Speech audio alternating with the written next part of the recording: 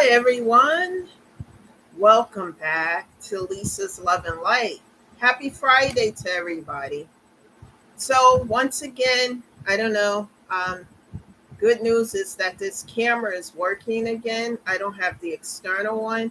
I think, I don't know what's going on with it. My computer do some weird stuff sometimes, but it's working. So, here I am, not using the external one. I'm here checking in with everybody. Happy Friday, and doing a mental health check to see if everyone is okay and if you're taking care of yourself first and doing everything else secondary. So, we're going to jump right in today.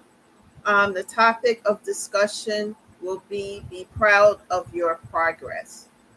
For those who are on the path of healing, be proud of yourself. Any little success with this, pat yourself on the back. Give yourself the praise because it's not easy. And it's like baby steps when you're trying to heal yourself and come back from grief. Now, as I always tell everyone, I'm going to say it again at the beginning of this video. I am not a certified therapist. I'm not a therapist at all. However, what I'm doing on this channel is sharing with everyone the things that I have been doing, the work, and the little steps that I have been taking, and how it has improved my life for the better and helped me to heal. Now, we don't heal anything 100%, but we can heal enough where we can make progress and we can do better in our lives. When we know better, we do better, people. And that's what I'm doing here is sharing information with others that helps me, that keeps me on the right track. So these tidbits can help you as well. And then you can heal. And as you do so, you can pay it forward and help other people heal. And we can keep this going. So let's get into it today. So, for those who are doing little things to help you heal, be proud of yourself. Like, for example, I talk a lot about music because music heals the soul, and I listen to a lot of it, mostly on a daily basis because it helps me. If you have a playlist of music that you love, listen to it and just get outside. The weather now it's good, and go for a walk, go to the beach, sit by the water, be out in nature. All those things help with the healing process. And don't think that this should be an overnight situation. It takes time, baby steps, just like a child learning to walk. They don't get up and just start walking. They do so with baby steps. And that's what we're doing here because nothing venture is nothing gain. So even if you're taking the initiative, pat yourself on the back because we all have to start someplace. And it's important to start and to nurture ourselves, nurture that inner child because that inner child is hurting right now from the pain and the trauma of losing a lost one or perhaps a few lost one at one time.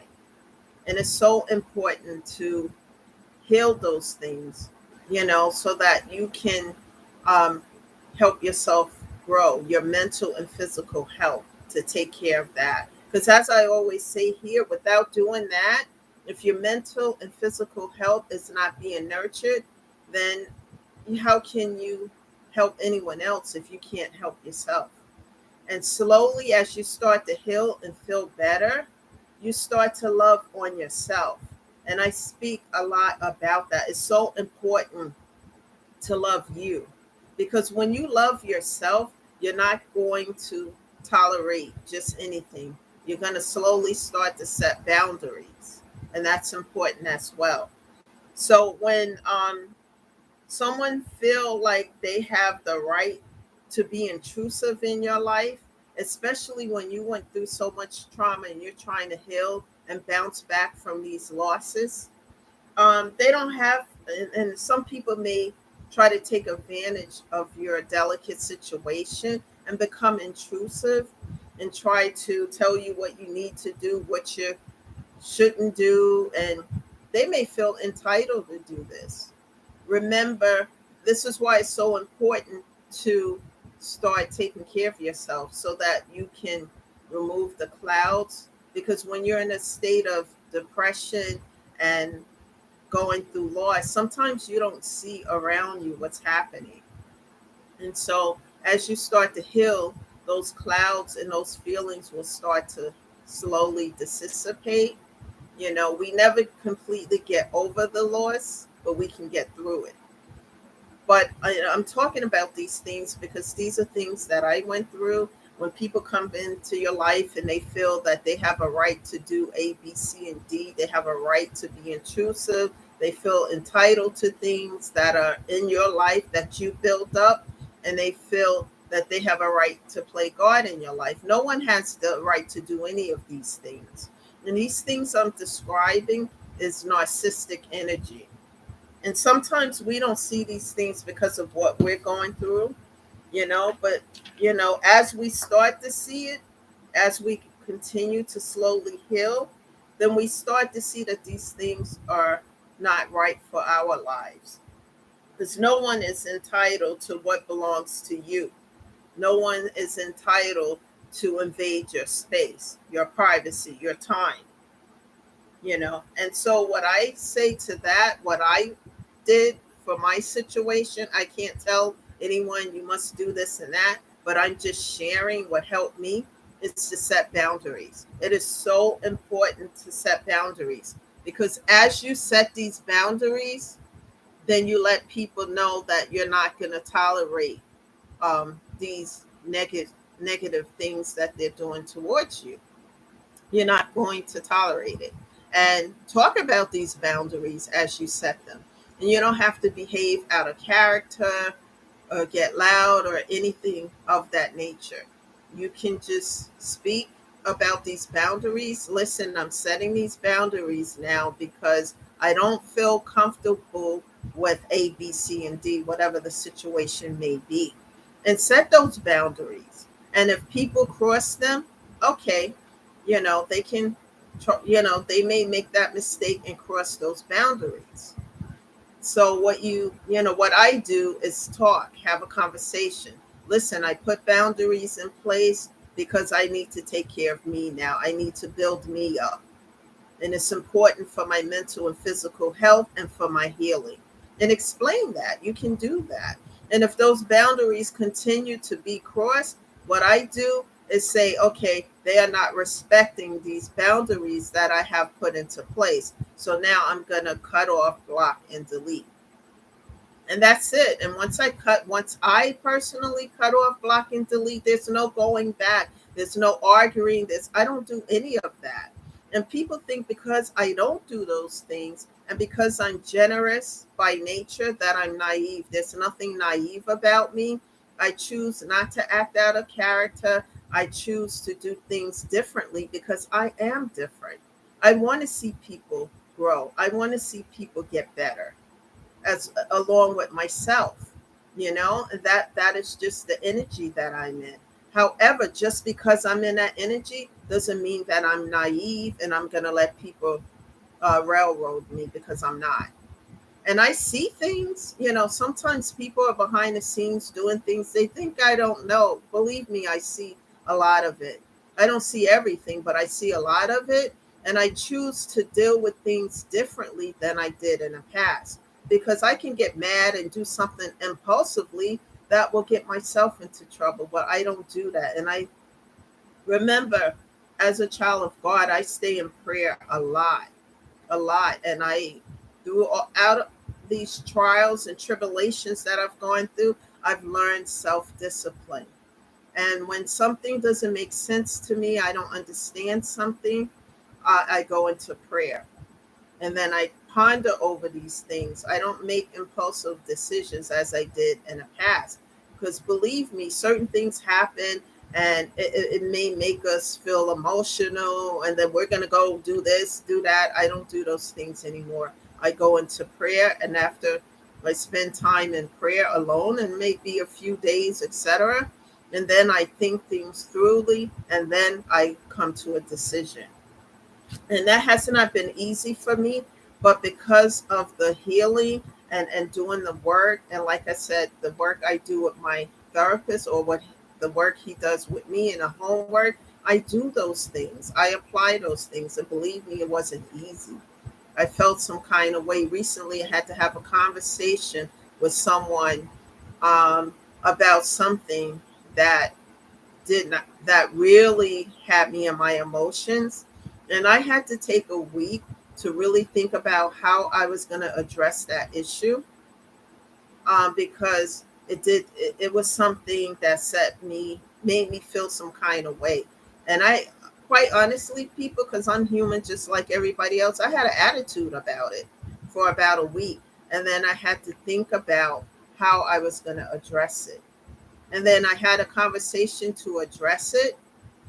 And then when it didn't go in a certain manner, in a way that I believe it should have, then I stated how I felt about the situation, and I put an end to it, because I'm not going to allow people to continue to do negative things to me. Now, if there's mistakes, and someone didn't intentionally meant to do something, that's acceptable, because sometimes I make mistakes just like everybody else. And when someone brings it to my attention, okay.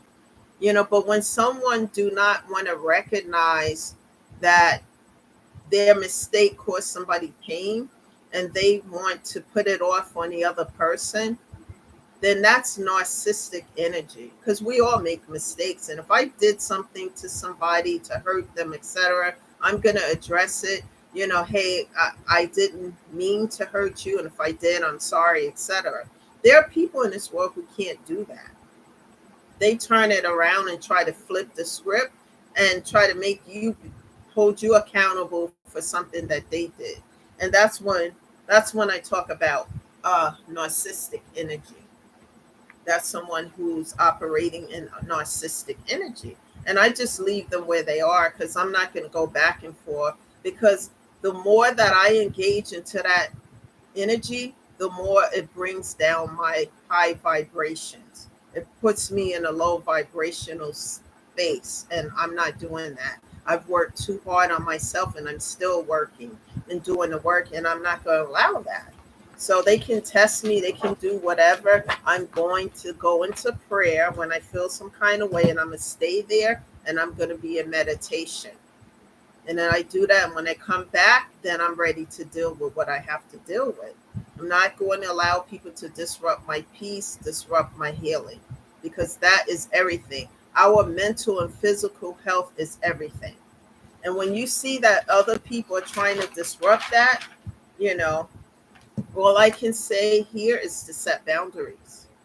You can tell people how you feel. You can have these discussions. As it said, you can bring people to the water, but you can't make them drink. However, you don't have to tolerate disrespect. And that's something I'm never going to tolerate. And when someone wants to hold you accountable for things that they've done to you, and you talk about it and you try to get to the bottom of it, and they are just hell bent on a certain way, I just leave them where they are. Okay, we're going to agree to disagree. You take care, because I'm not allowing you in my space to disrupt my life, my healing. And so boundaries are there, and they're there for a reason. And if you don't respect them, then me and you don't have anything else to talk about or to say. I'm not going to walk around with an attitude about it or whatever. I'm going to wish you well and be on my merry way. Because, like I said, if I can't take care of me and heal me, with the help of God and therapy and other things that I do, then if I'm not okay, how can I give to anyone else or anything around me? And that's not okay with me. Our mental and physical health is everything. And it doesn't matter to me who I have to cut off. It could be family, it could be longtime friends. If they're not respecting the fact that I have to heal certain things within myself so that I can be better and do better, and if they don't respect the boundaries, that I have put in place, that I have spoken to them about, I'll address it once again. But if it continues, cut off, block, and delete. And that's what I do, because my mental and physical health is everything. And also, people, sometimes when people cannot cross those boundaries that you have implemented, then sometimes they go and gossip, tell lies, etc., or whatever. Now you're in a space where you're trying to heal and get your mental, physical health back in order after going through all this grief and loss. And then, you may find out, I'm not saying that's the case, but in my case, found out people were lying and gossiping and saying things that it's never me, that things that I would never do, that they put out there. But all I'm going to tell you like this: when people say anything about you to other people, and those people who they're gossiping to you about, if they believe those things without having any facts and proof of the matter, then to me, I see that as weakness. Because I would never believe anything about another person unless I know it to be true. And, and I describe it in this way, you know, like what the Bible says, you will know them by their fruits. A tree that is rotten will produce rotten fruits. A tree that is healthy will produce healthy fruits. So just watch the actions of the person in question that they're gossiping about. Watch their actions, watch what they do. If they're growing and flourishing, that means they're doing something correct, and the gossip cannot be believed. But I leave it out there because I never believe things about people, especially horrendous things about another person, simply because you cut them off because they're not respecting your boundaries. So they want to do something vicious and low. And I just leave them, let them be, pray to God about it, and keep it moving. Because I'm not going to stop working on myself because someone doesn't like that I set boundaries, etc. It's important that we take care of ourselves first, and then all the other things secondary. Because if we're not okay, we can't give to anything else. So it's important to nurture that inner child. And like I said, pets also help. I lost my pet during the shutdown. It's unfortunate. But if you have pets, pets are like really emotional support animals because they can help you heal. Spend time outside with your pet. Take your pet outside. Go into nature, to a park, and do things that are going to make you and your pet happy. And before long, these little steps that you take will help. Meditation as well, sitting by the water. What I like to do too is sit by the water with my headset, with a playlist of music, and just sit there, watch the sunset. Do things that are going to make you happy, put a smile on your face, even if it's one thing per day. Start there. And as you start there, you're going to start to feel better. And as you start to do those things, pat yourself on the back. Doesn't mean you're in love with yourself, but you are rewarding, and reward yourself for these things as you do them. Like if you have a favorite food or a favorite drink or something, or a favorite restaurant, whatever it is, reward yourself with that as you do better, because that's going to help you so much.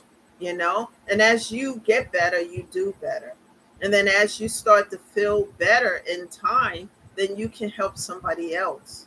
And that's the message today, is to pay it forward. Because when you help other people, it helps you. The other day I was out, and there was a situation with a few people, and I went over to help them. Not only did I just go to help them, but to pray for them, asking God to help them as well, because it was a entire family that was going through a situation.